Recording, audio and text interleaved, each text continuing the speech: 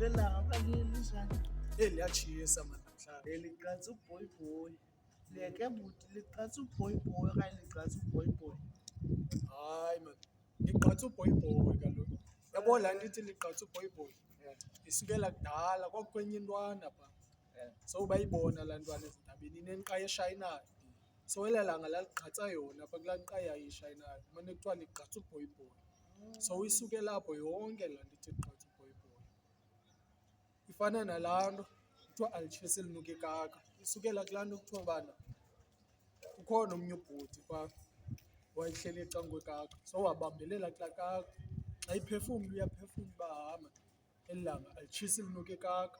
So isukela apho yonke loo nto. Ifana nalaa nto ithi ngenqa nawe. Ithi kahle.